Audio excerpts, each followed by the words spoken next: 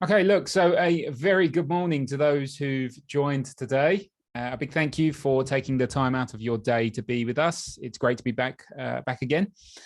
Look, today's focus, as you can see from the welcome slide here, is on correlation. Now, I'm sure most of you have heard of the term and may even use correlation analysis in your trading. Ultimately, I am targeting beginner traders here as I feel it's well placed as an introductory webinar more than anything. Primarily, for me, I analyze and trade currencies, so I will be focusing mainly on foreign exchange correlations, but I will also include other asset classes in the presentation, as there are a number of key intermarket relationships that I believe need to be monitored as well. So by way of an introduction, my name's Aaron Hill. For anyone that's new here, I am the market analyst here at FP Markets. I've been involved in the financial markets for nearly 13 years now. And yes, so there's not much I haven't seen in terms of the charts and things. Look, I'm primarily a technical analyst. I recently received the CMT Charter. For anyone that's interested, do ask questions on that. That's the Chartered Market Technicians Charter.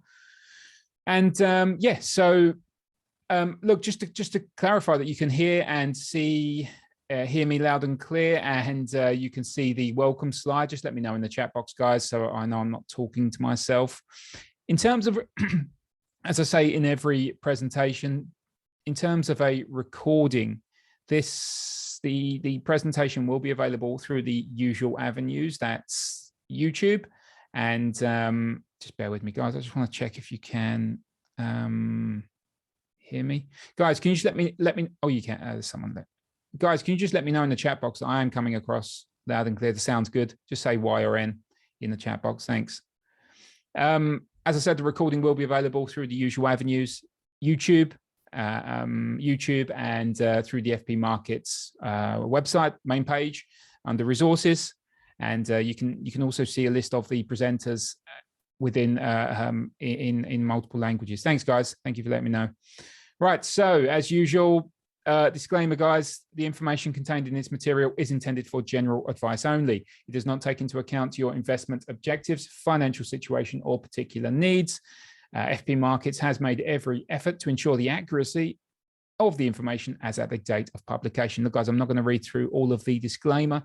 If you want to, this is available on the main website if you really want to read through this. But really all this is saying is, what I discuss here is solely for educational purposes only and is not in any way, shape or form reflect investment advice. So here we have the agenda for today's presentation. To begin things, we will be defining what correlation is. We'll then examine a number of core themes surrounding correlation, such as the difference between positive and negative correlation and or strong versus weak correlation. While these may appear the same thing, I will show how they can be interpreted differently. We'll then change gears and look at and draw focus to how we can view correlation in different timeframes. This is pretty simple stuff. This will be largely, again, in the FX markets. And then finally, we'll be looking at correlation in our trading. Although not written on the agenda here, I will also be touching on portfolio risk for anyone that manages, well, for anyone that is looking to manage a portfolio. So I'm sure most of us here have heard of the term correlation and largely understand its meaning. Now, correlation at its simplest refers to how strong a relationship is between two variables. What this does is essentially express the extent to which two variables are linearly related. So this is a common tool, guys, for describing relationships without, this is key, without making a statement about the cause and effect. Now, if you're wondering what a variable is, well, there are several variable classifications, certainly in statistics. And although I'm not an expert, I believe it simply refers to you're essentially dealing with something that's unknown. But unlike in things like algebra, the unknown isn't always a number. Look, for us today, the variables are simply the markets, of course, or the different asset classes. Now, for the most part, we will be looking, as I've said, we will be looking at different currencies, but it does not stop there. Of course, we can add equities, bonds, commodities, cryptocurrencies, any asset class you really believe has an effect on your trading or can influence your trading. Now, we know what correlation means, but how do we go how do we go about calculating it? And, do we even need to understand its calculation to use it in our trading? I feel at least a basic understanding of the calculation is necessary. Now, I will try to keep this as basic as the calculation as simple as possible. And if you feel the urge to expand your knowledge on regarding how the calculation is formed, I would encourage this actually, because the more you understand about the correlation calculation, the more you'll understand what it's telling you. And there are a number of websites and YouTube videos more adept than me at explaining the formula than I. However, here is the correlation calculation. So here we'll be working with what's known as the Pearson's correlation coefficient. And this is normally through textbooks, which is normally denoted in the term R. This is the most common way of quantifying correlation. So all this means when I say this is we're assigning values, we're assigning numerical values to the linear relationship between two variables, which, as I highlighted a few minutes ago, these variables are simply the different financial markets that we are analyzing. Now, as I said, the Pearson's correlation coefficient is usually within the textbooks, is usually in the form of R, which, as I said, just to remind you, quantifies the strength of the relationship of the variables you're looking at. Now, the correlation value, as you can see from this rather not so grim, but it's for anyone that's new to correlation, this may be a bit off-putting, if you will, but it's derived by dividing the covariance between your X variable and your Y variable, the covariance of the two variables, by the product of their deviations. So here you can see the deviation symbol at this point here. This may be a lot to take in, but so let me see if I can try and break this down. So the numerator, represents the covariance of the variables X and Y. So the numerator is the upper part of the calculation. The denominator is the product of their deviations for the variables X and Y. Now, product, when I say product here, simply means multiplication. So you're multiplying the standard deviation of X by the standard deviation of Y. Now, covariance, again, this is the numerator at this point here. Let me just get the pen on so it's clearer, or a highlighter, that'd be better. There we go. So again, the numerator is the covariance of the relationship between the X and Y variables, two random variables. The metric essentially evaluates how much, to what extent the variables change together in respect to their mean or average price. So as you can see here, we have what's known as a Gaussian distribution, also known as a normal distribution or the bell curve. The mean or the average price is the central point. So when this is also referred to as the central tendency in statistics. And all you have to really think of the central tendency is the point in the middle.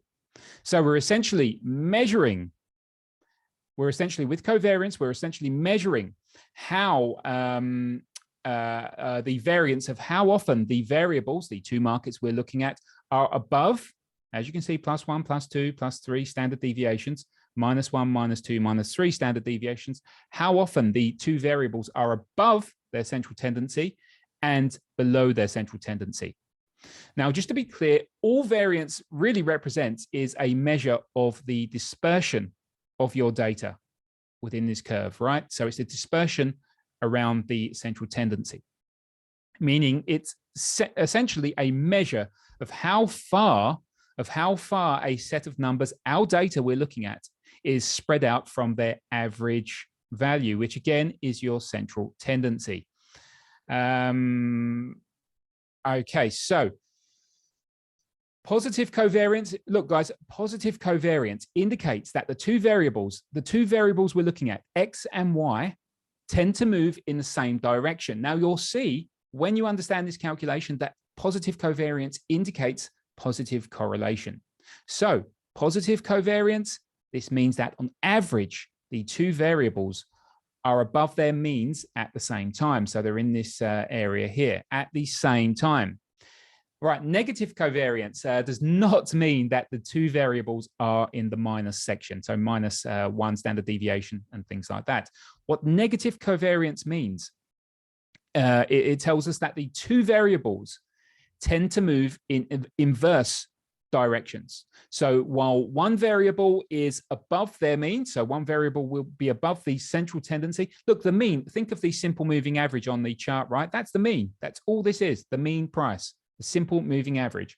So while one variable, so this could be the euro dollar, perfect example. Euro dollar is above their mean value. The dollar Swiss is below their mean value. This shows a negative or inverse correlation. This will make more sense as we get to the other stuff, but this is something that you should really look into, I believe, if you really want to understand how correlation works within the markets. So a zero covariance is something we also need to be aware of, and that's when two variables are not related. Now, a zero covariance or a zero correlation is what you really target when you're looking to diversify your portfolio, right? I'll get to that right at the end. Now, so a positive covariance, again, guys, positive covariance is X and Y variables above the central tendency, right? Nothing more. Positive covariance, the variables tend to move in the same direction. So this means that on average, the two variables are above their mean prices, right? And this means that we have a positive correlation. So look, you may ask, why bother even calculating the correlation, this formula here, when we can just look at the covariance, right? This was something that really bugged me as well. But if you look at the covariance calculation, it's a measure. So for me, it's a measure to indicate the extent to which two random variables change in tandem. Now, the correlation measure is used to represent how strongly two random variables are related to each other. But correlation refers to the scaled form, so between -0 and +1. I'll get to that very shortly. So another key point to this is covariance is essentially boundless. You can have infinitive negative numbers and infinitive positive numbers. This is why we normalize this value, the covariance between the X and Y variables, with the correlation. And the correlation gives us an easy to use values for us to use as a way to judge or estimate the strength between two variables. Now, I think I've gone on a bit too much with this. I apologize. I haven't meant to confuse anyone, but I can go over how you calculate standard deviation very briefly if you prefer. If not, we can just get to the other stuff. It's not a problem for me, guys. If you want me to go back to this slide, do let me know, and we'll look at more of this. Okay, so cracking on. All right, so that should not be that slide. All right, so look. Oh yes, before we touch on the positive and negative correlations, I must stress that correlation is not causation. All right, so what do I mean by that? So, well, just because two things correlate, so just off the top of my head, I haven't checked the correlation, but I do know they have. I think they do have a positive correlation. We have the euro dollar and the pound dollar. They have a positive correlation. This is an example. Now, just because these two markets correlate does not necessarily mean that one causes the other. So if the euro dollar rallies, it does not mean the pound always mean the pound dollar rallies as well.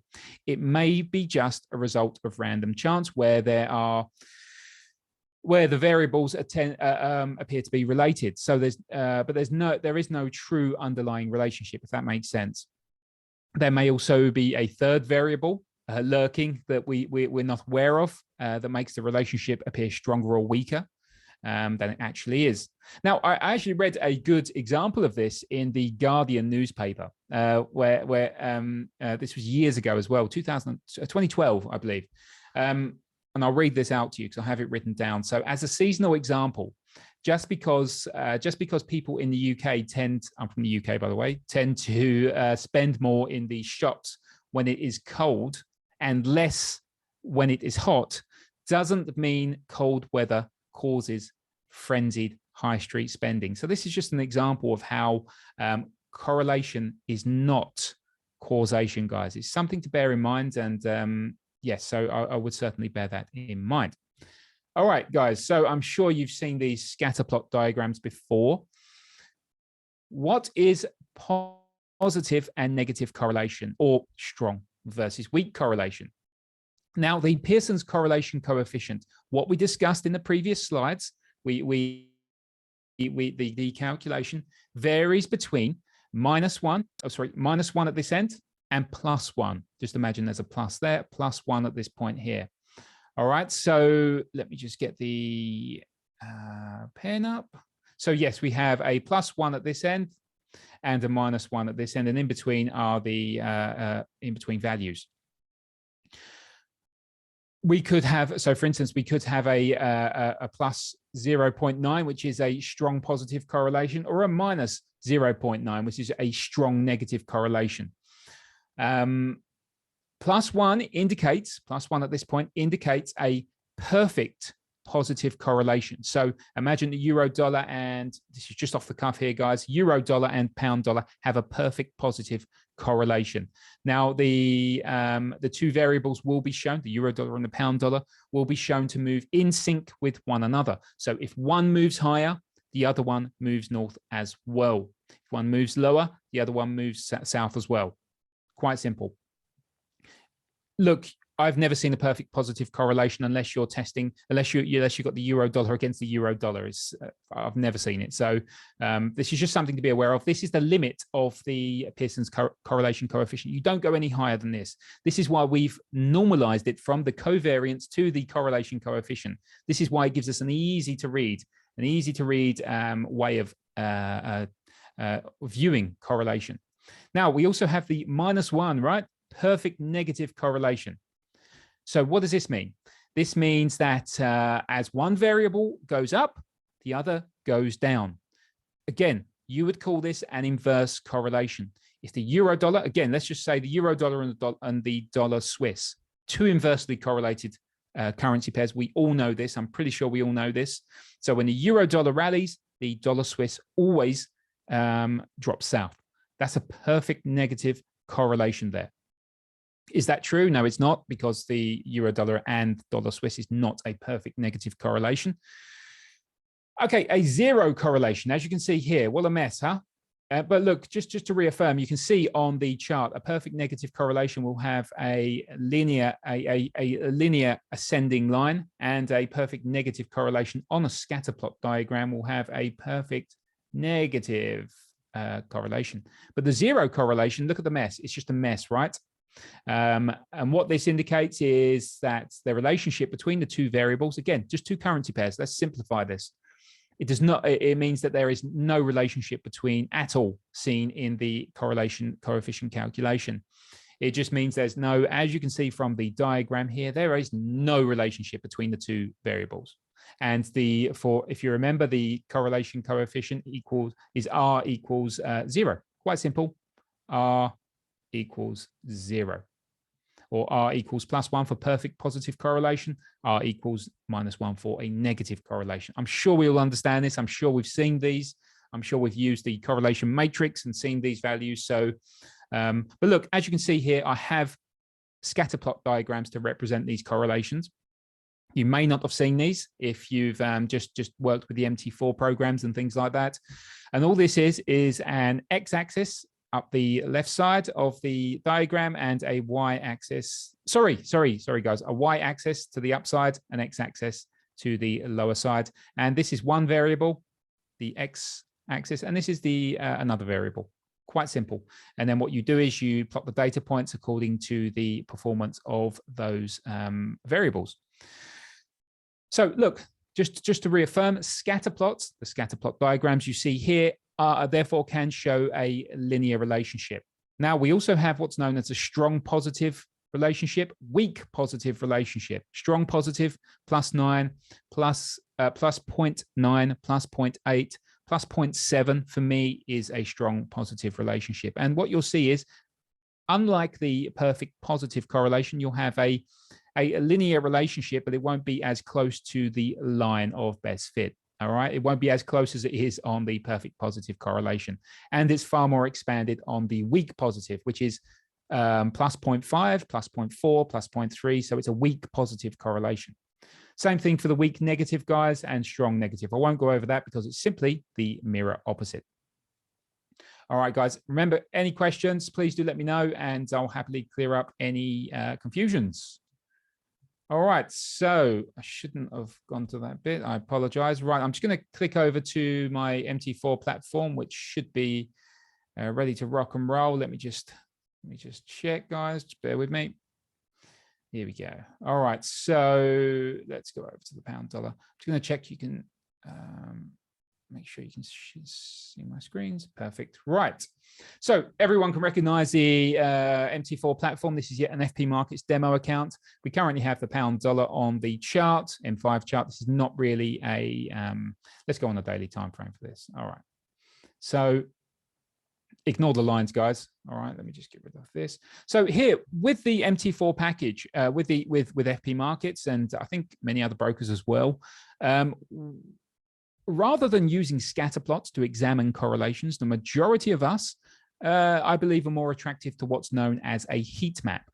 So do not confuse a heat map with a tree map, as they are two different ways of visualizing data. Guys, if you really want to understand, just type in difference between heat maps and tree maps. You'll see the difference. But with heat maps, you can compare different measures together. A tree map just really expands on that and offers, illustrates, hierarchical data and part to whole relationships. So look, a heat map is what's known as a contingency table. And look, there's a really cool, if you go onto the FP Markets website, Traders Toolbox, you can download the Expert Advisor, and it's the Traders Toolbox. So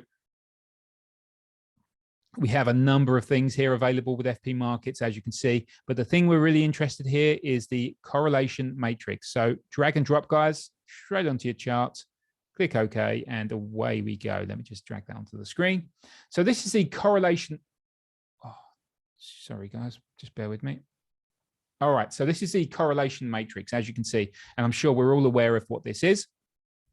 So a contingency table, which is really what this heat map is a tabular format that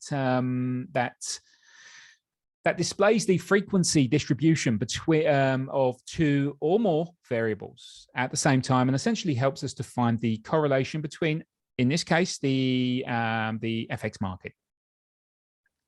So now a frequency distribution is a representation either in graphical or tabular format that displays the number of observations within a given interval. That does not really matter, to be honest, for this. But look, the entries in these cells are referred to as joint frequency. So plus 89 plus 0.89 is a joint frequency. Why is it a joint frequency? This should really make sense. The entries, it's just how many times. So for instance, how many times the two conditions have occurred together. So in the case of the euro dollar, this is the euro dollar, and the Aussie dollar, this occurred. So they've moved in tandem 0.7%, or 0.07, excuse me. All right, 0.7. With the heat map, let me just explain this. So we have columns to the and then we have rows. Okay, so we have rows going across and columns to the downside. So the Aussie dollar. So remember what I said, the Aussie dollar and Aussie dollar are going to have a perfect positive correlation. You remember where the scatter plot diagram was facing to the upside. As you can see, Aussie dollar and Aussie dollar, there's no point in showing this, of course, because it's a +1. The Aussie dollar against the euro dollar, plus 0.7, very, strong positive correlation. The Aussie dollar against the pound dollar, strong positive correlation. Strong positive correlation, 0.9 essentially, 0.89, there we go. But it's a 0.9, so it's a very strong positive correlation between the Aussie dollar and the New Zealand dollar, both considered risk-sensitive currency pairs. And then you have the Aussie dollar against the dollar CAD at minus, let's just round these up, 0.9. So that's a strong, weak positive correlation. Mark, I do see your question. Do you have an example of FX and commodities? I don't on the correlation matrix. No, I don't believe we do. It's just FX for the correlation heat maps. But there are, you can also go onto investing.com. There is a heat map there that has that, I believe. So just a quick demonstration of what this is. We have the different time frames. So you can see look, here we go. It's going to calculate the correlations. Well, it should do. There we go. It calculates the correlations for the M1 time frame over 200 bars. So that's the look back period, the observation period within the what you're looking at for the correlation. That's the 1 minute time frame. You can go to the H1 time frame and see how correlated or uncorrelated these markets are, or the weekly time frame or daily time frame. So over 200 bars, over 25 bars. So how far is the look back period? Quite simple there, guys. And what you can do is highlight just the strong correlations. So what you do here is, so the pound and Aussie dollar, you've just essentially filtered out the correlations. Pound against the Aussie dollar, 0.8, strong positive. New Zealand dollar against the Aussie dollar, very strong positive on the H1 over 200 bars. Very strong, but almost a perfect linear relationship between the two. Let me see, is there a negative? Here we go. So here's a negative. New Zealand dollar against the Canadian dollar, a minus 0.8. So a strong, weak positive correlation. And look at the euro dollar. Remember what we were saying about the euro dollar and the dollar Swiss? On the H1 time frame, over 200 bars, the euro dollar against the dollar Swiss is nearly a perfect linear negative correlation. It's 0.96. So remember, -1 is a perfect linear correlation. And you can see the same here, dollar Swiss against the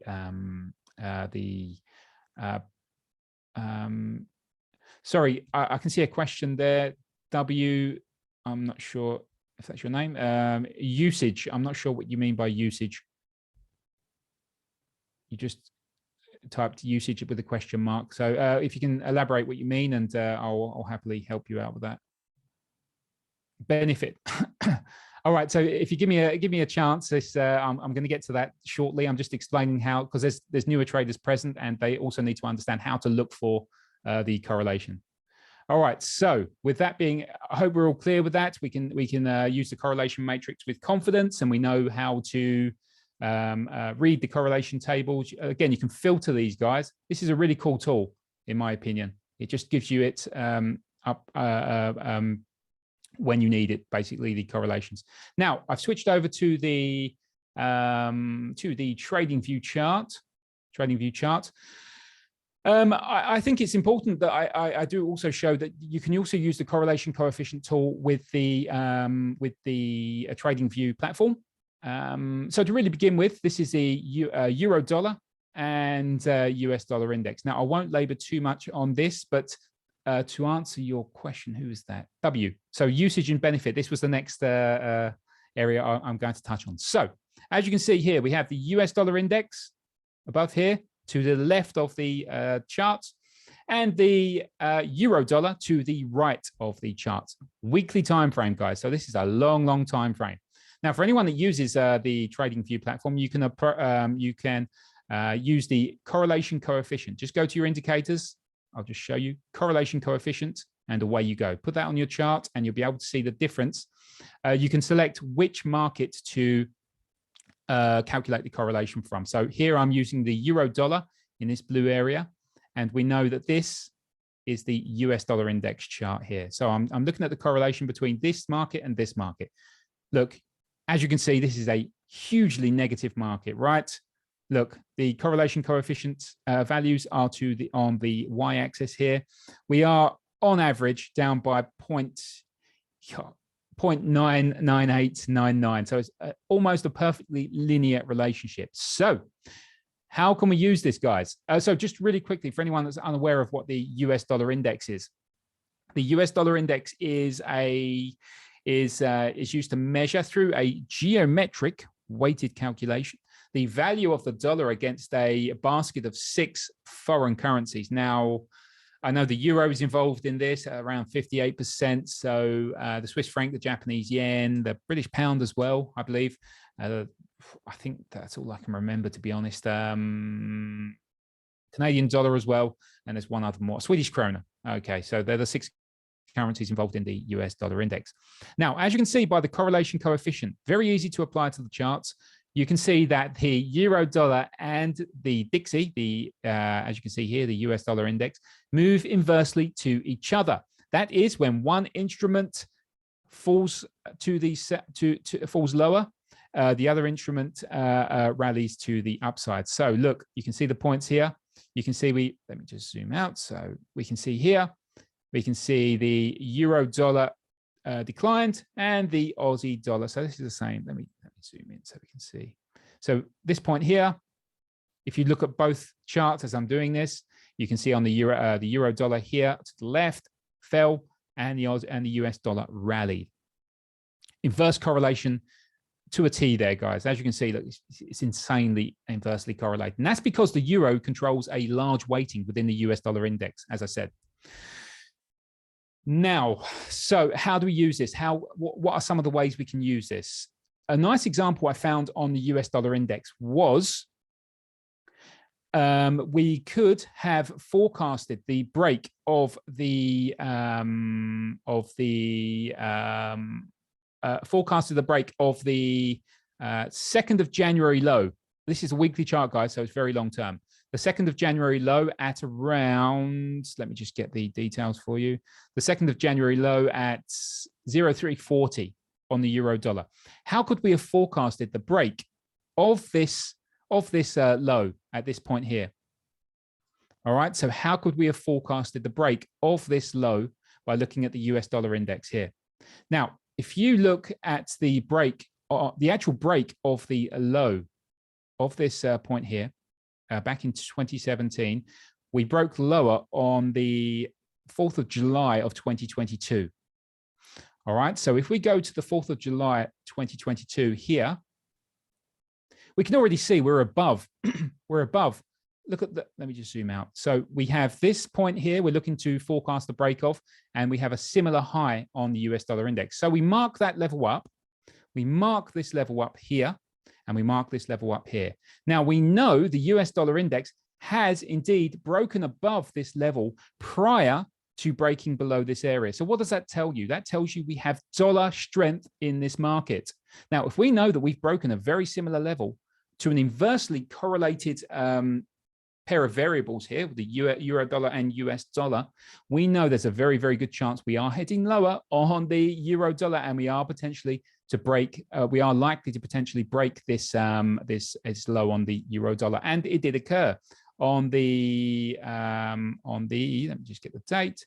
On the 4th of July, we broke lower, but we actually popped above this level on the US dollar index on the 9th of May. So we had an early warning signal. Can you see on the right chart? We broke above that level on the 9th of May.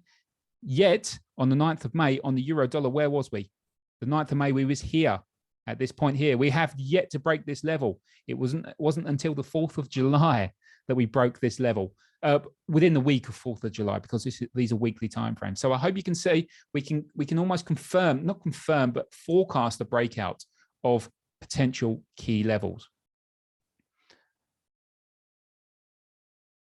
All right, so Bill, I am reading your question. Just give me a minute and I will come back to that. It's quite a long passage there. I will come back to that at the end, no worries.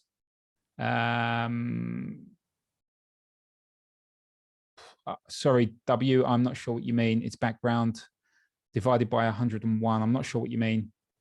Okay, so look, as you can see here, we forecasted a break of this level at 10340-ish, the low at that point. Now, how else can we use this correlation? There are other ways we can use the correlation here. So on TradingView, on this chart here, we have, let me just draw this in. So I'm going to remove these lines so we don't have any confusion here. And I'm going to draw in, now this was the resistance level that I marked up in my daily market analysis on the euro dollar. So the euro dollar, this is a Quasimodo support turned resistance. Now look at this level here. This was taken from the left shoulder here, and we reacted lovely from this point here. All right, so we pulled back, clear downtrend, guys, clear bullish, a bearish primary downtrend. And we pulled back and we retested this level. Let's remove these lines as well, because we don't need these lines as well. Let's remove those. So we've retested this resistance. So we check on the euro dollar at the same time.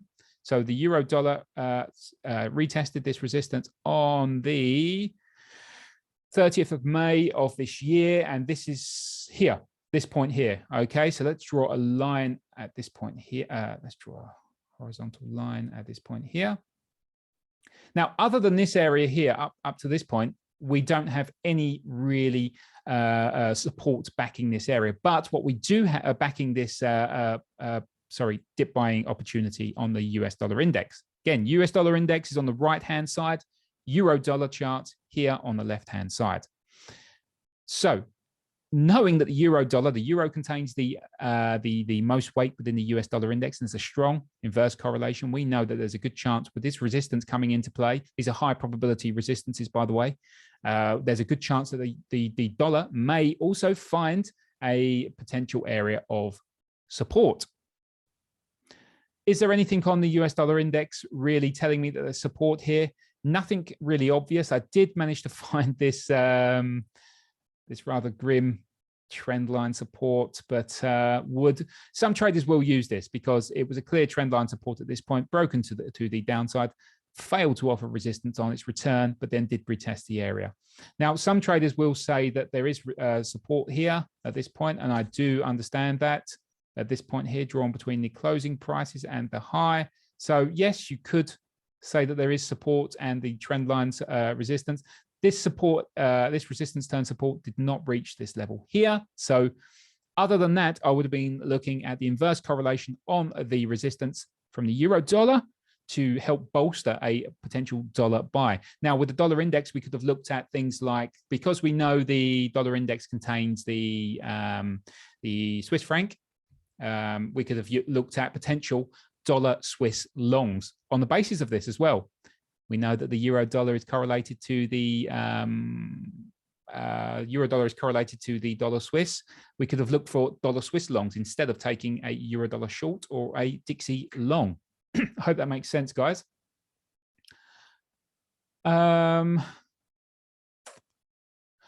Okay, W, I can see your question. Dollar index, a brief explanation. I think I've given a brief explanation, really. US dollar index is really the value of the dollar against a basket of 6 major currencies. And there's those currencies, again, if my memory is active enough, it's the Swiss franc, it's the euro, which contains the largest weight, the euro, the Swiss franc, the Japanese yen.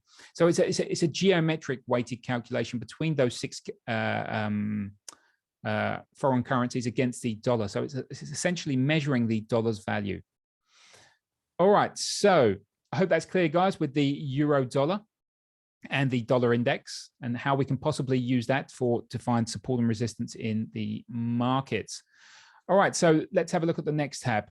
Here we have the euro dollar and Swiss franc. So look, really, the euro dollar. So I'm just trying to think of how I can really describe this to you guys.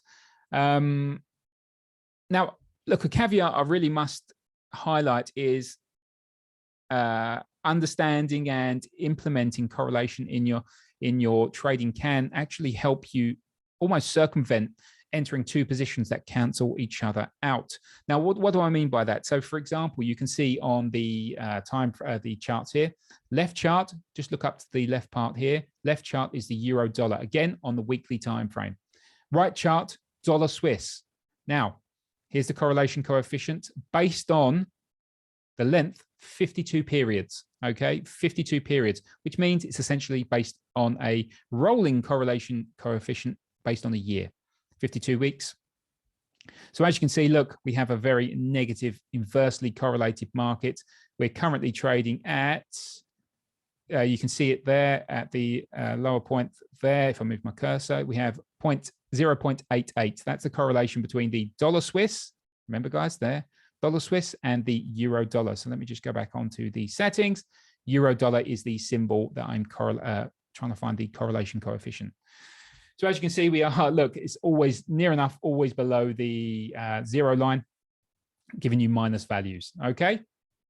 All right, with that in mind, I feel that it's very important to understand that by understanding that the euro and dollar Swiss are moving opposite directions the majority of the time here, entering long on the, say if we enter long on the euro dollar chart here, and we enter short on the, say, the dollar Swiss chart, what we're doing is effectively canceling the trade out, right? So we have to be aware of these correlations. We don't want to enter a trade where we're effectively offsetting the positions. The correlation indicates that when the euro, this correlation here indicates that when the euro rallies, the dollar Swiss will decline. Oops, sorry guys. When the euro rallies, the dollar Swiss will decline. So we don't really want to enter long on the euro and short on the dollar Swiss at the same time, because you'll just see, you won't see much in the way of gains except losses from the swaps and commissions. All right, so that's something to certainly be aware of. Always take that into consideration before you take multiple positions, especially in the currency market. Okay, so this was something, and also guys, you can see this very easily. You don't have to have TradingView to see these correlations. You can just use the as I said, the correlation matrix on the MT4 platform. Very easy to see there, guys. So as you can see here, the euro dollar against the, let's go on to what we're on now, the weekly time frame. Let's go 200 bars. Let's let it calculate. It's taking its time. I'm not sure why. Just bear with me. So let's see that load up. But the main point I really wanted to get across here is the euro dollar will show a negative correlation for a weekly time frame over 200 bars. 200. Oh, sorry, not 200 bars. It's not, is it? It's 50 bars. Sorry, guys. 200 bars, and it will show a negative correlation there. So 50 bars. It doesn't give you an option to go 52 bars, which we've done here. 52 candles for 52. What am I talking about? Yeah, 52 weeks. Yeah, 50 bars, 50 weeks for the weekly time frame. So euro dollar, dollar Swiss will have a negative value at this point here. And you can see this from the correlation matrix on the FP Markets toolbox. All right, guys. So looking across to another correlation, the dollar CAD chart on the daily time frame. Again, using the correlation coefficient here. Every man and his dog knows that there is an inverse correlation between the dollar CAD and the oil market. Okay, US oil, WTI. We know there's an inverse correlation between those two. So as you can see, when dollar CAD rises, the price of oil generally declines.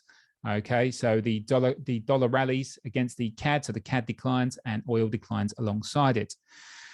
Now, the reason for this is Canada is among the top oil producers and producing and exporting countries. So there's a correlation between the Canadian dollar, of course, and the production of oil and the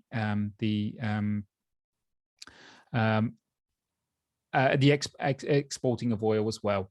So just to be aware, we can see again, negative correlation here, largely a negative correlation. I can see there's some questions. All right, so bear with me. I can see some more questions. Just bear with me, guys. Right, I'm kind of losing where I was. All right, so let's switch to the next tab. We know there's a negative inverse correlation between the dollar CAD and the oil market. So let's go over to the oil market. So this is the oil market on the left side here, guys, weekly time frame now. And this is the US oil market. This is WTI. Again, I've gone with the weekly time frame, 52 weeks for a yearly correlation, yearly rolling correlation, guys. And look, what we can see here is very similar to what we did with the US dollar index, and the euro dollar. So as we know, we have a rough, right now we don't, we have a weak positive correlation, but generally with the dollar CAD and oil markets, there's a negative correlation, and a pretty strong one at times. All right, so knowing this, we can find clear support and resistance. So this is the dollar CAD chart, weekly time frame. On the left-hand side, we have support, support, support, broken to the downside, and we've retested this level as what? As resistance. Now, knowing this, do we take a short based on this? Now, we can always check across to our inversely correlated markets to see if there's support, because we know WTI is inversely correlated, generally inversely correlated, and we have some support on the oil market right now. So we have support at this point, support at this point. We break down to the downside, and we come up and we break above, and now we are retesting that level as support. As you can see, we are retesting that level as support, and that's at $92 a barrel on WTI. So now we have support on. I'm not saying this is fantastic support or resistance. It's just to say, just to really give you the idea of how we can use correlation within this. So support on WTI, resistance on dollar CAD. We can potentially take a short in dollar CAD or a long in oil based on correlation analysis, as well as technical analysis as well. Now, I also want to be clear that these correlations, of course, are not concrete. This is why constant review of the correlations are required. And we must also remember that that the correlations that we're dealing with, especially with the FX markets, are we're dealing with two countries and by extension two currencies, right? And there are a number of drivers involved in their respective movements. All right, strong correlations today might not be there in a year's time. They may have weakened. This is why taking a look at the longer term correlations and reviewing them regularly is important. So what I mean by that is the 6-month correlation, the 12-month, the yearly correlations. So you have to keep constant review of this. So, you know, things that can really affect currencies are things like diverging monetary policies, sensitivity to commodity prices, as well as geopolitical factors as well.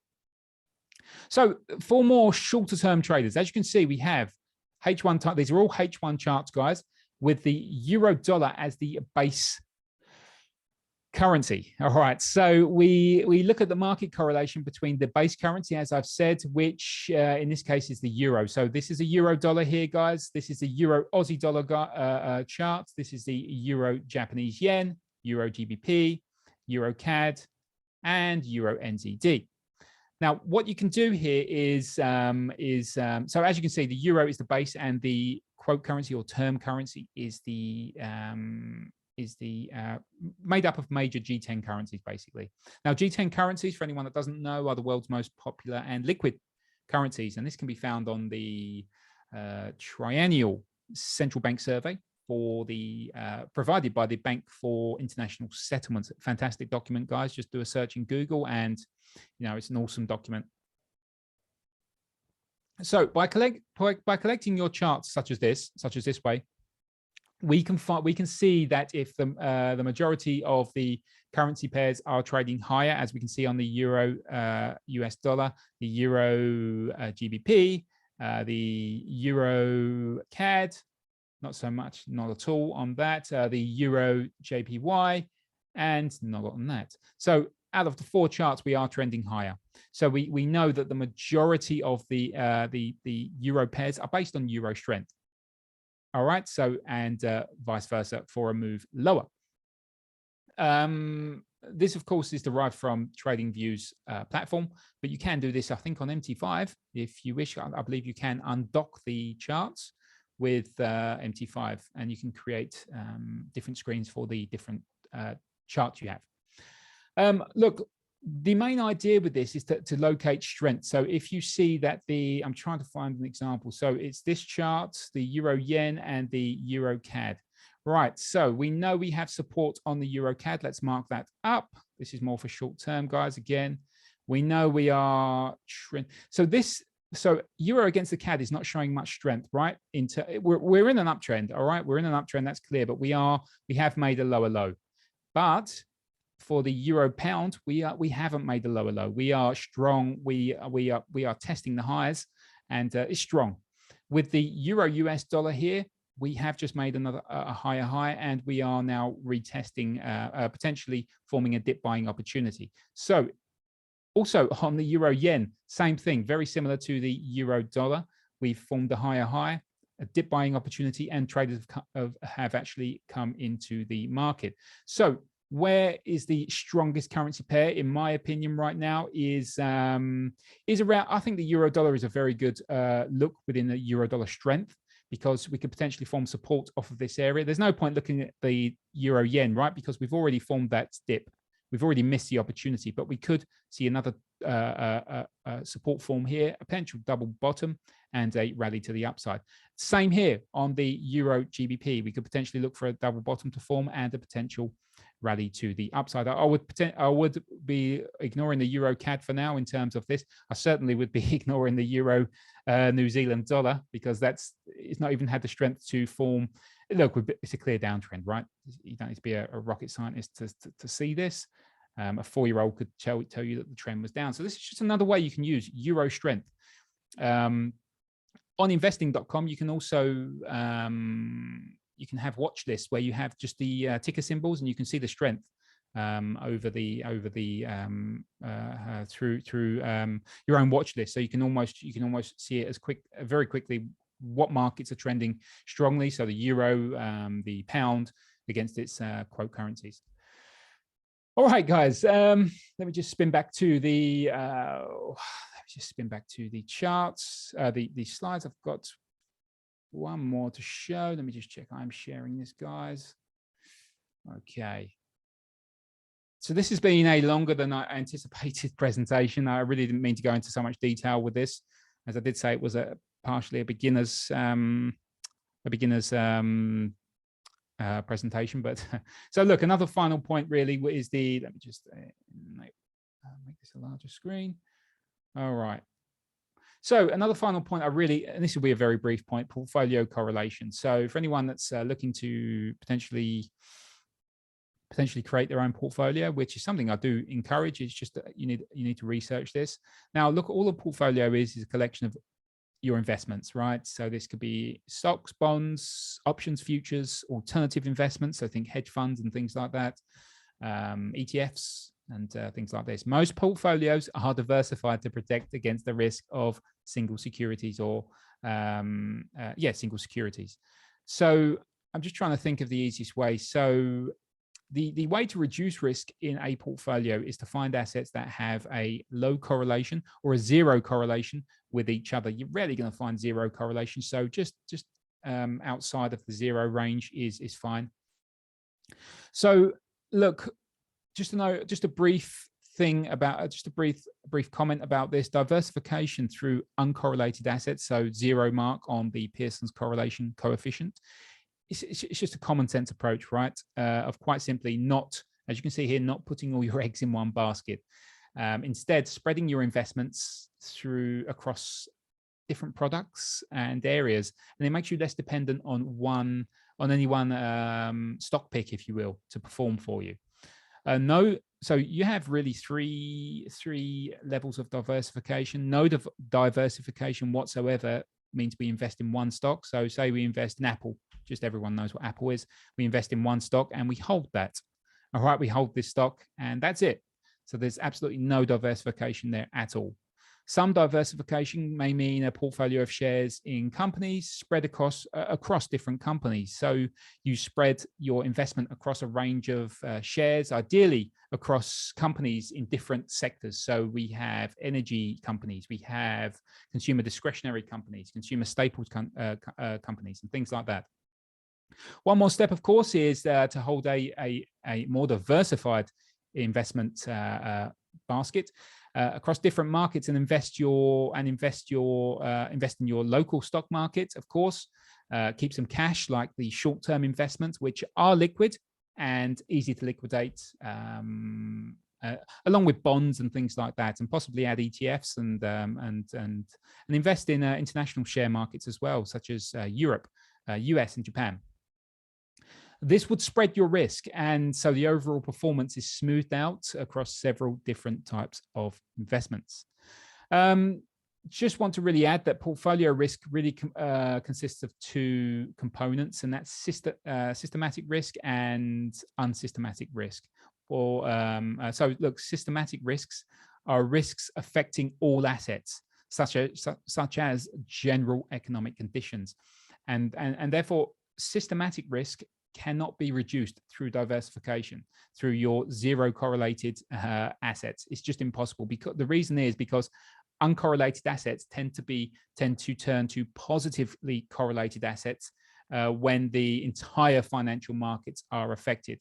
So this is something to be aware of. Diversifiable risks are specific to particular assets, such factors affecting particular businesses and their stock and things like that. As I've said, guys, diversifiable risks can be reduced to the extent that the correlation coefficients of the asset in the portfolio approaches zero. So that's the idea, is to really approach to zero. All right. So that's the final slide. Questions, guys? Hard-boiled eggs. Yeah, you can invest in hard-boiled eggs if you wish. Gold ones would be good. Right. So there was a few questions. There was a Q&A. Right. Okay, Bill. I think it makes sense with the correlations between the dollar. I'm reading out your question. I hope that's okay. Between the dollar Swiss and the euro dollar, considering they are quoted differently, i.e., one uses the dollar as the base and the base and the quote currency. So if the US dollar is strong, the movement of the pairs will be inverse. Can we measure the correlation between pairs with no common currency in them? You can do that certainly through the, are you talking about, so I think I know what you mean. Let me just go back to my correlation matrix. Are you talking about, so for instance, if we look at, I don't have anything up here, to be honest with you. Let me try and get one on there. I should have mentioned this as well. You may be able to, let's get rid of a few of these. I don't think, yes, the answer to your question, Bill, is yes, you can. Can we measure the correlation between pairs with no common currency in them? Of course you can, but just don't expect the correlation to be anything to write home about, anything exciting, because as you quite rightly said, there's no relationship between the currencies, if you will. There was a few other questions. How the US dollar index come about? So this was from W. How the US dollar, I think it was created by the Federal Reserve in 1973. Look, quick search on Google will tell you more about this. But yeah, the US dollar index came about, I think it was in 1973. What's the ideal number of bars to use for correlation? That depends on whether you're a short-term trader or a long-term trader, of course. That's the best answer I can really give for that. Okay, so let me just explain this again. Right, guys, so I hope this was beneficial to you. I have thrown a lot at you. I know that. Any suggestions? Any queries about today's presentation? Please do send them across to either support@fpmarkets.com or marketanalyst@fpmarkets.com. They will be there. We go, guys. For any questions, please send or email to. You have the emails in the chat box there as well. The next webinar on the for July, I think this is on the 20. I cannot remember the date actually. This will be in the chat box shortly though. There we go, guys. The 28th of July at 9 a.m. GMT. We're looking at backtesting a trading strategy, so it's something to be something worth registering for. You can register for the FP Markets Telegram channel to get instant updates. The sign up tab, the sign up link will be in the chat box very shortly, and you can also go to the main website. There's a sign up link there at the bottom left hand chart. So if there's no other questions, guys, I will leave that with you. I hope I've opened some of your eyes to correlation analysis, and I hope it's been of use, and I hope your brain's not as fried as mine. So yes, thank you very much for taking the time out of your day. Have a wonderful day, afternoon or evening, and I'll see you all again very, very soon. Thank you so much.